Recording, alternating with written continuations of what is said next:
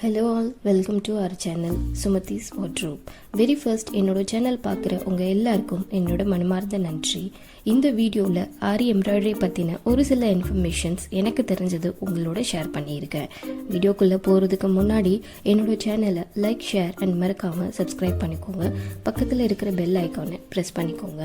So that you will come to know my video updates. இப்போ நாம் வீடியோக்குள்ளே போகலாம். எந்த ஒரு கைத்தொழிலாக இருந்தாலும் அதை நம்ம லேர்ன் பண்ணுறதுக்கு முன்னாடி அதை பற்றின பேசிக் நாலேஜ் நமக்கு கண்டிப்பாக தெரிஞ்சிருக்கணும்.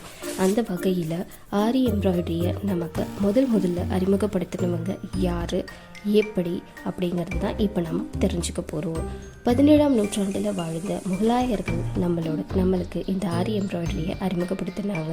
பொதுவாகவே அவங்களோட ஆடை, ஆபரணங்கள், ஈவன் ஷூஸ் கூட அவங்க கிராண்டாக இருக்கணும்னு எதிர்பார்த்தது தான் இதற்கான முக்கிய காரணம். ஆரி எம்ப்ராய்டரி அப்படிங்கிறது அதிக அளவில் பயன்பாட்டில் இருந்தது 17ஆம் நூற்றாண்டில் முகலாயர்கள் காலத்தில் தான். அதுக்காக அவர்கள் யூஸ் பண்ண நீடில் தான் ஆரி நீடில். ஸோ அந்த நீடிலை பொறுத்து தான் இந்த எம்ப்ராய்டரிக்கு ஆரி எம்ப்ராய்டரி அப்படிங்கிற பெயர் வந்தது. தற்போது ஆரி எம்ப்ராய்டரிக்கு வேறு சில பெயர்களும் இருக்குது.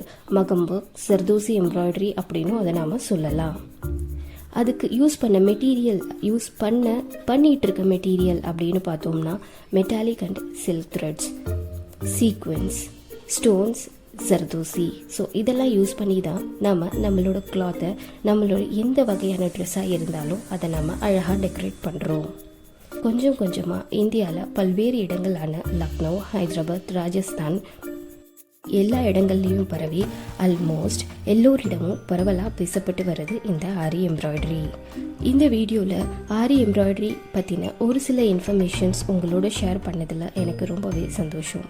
அடுத்த வீடியோவில் பார்க்கலாம். நன்றி.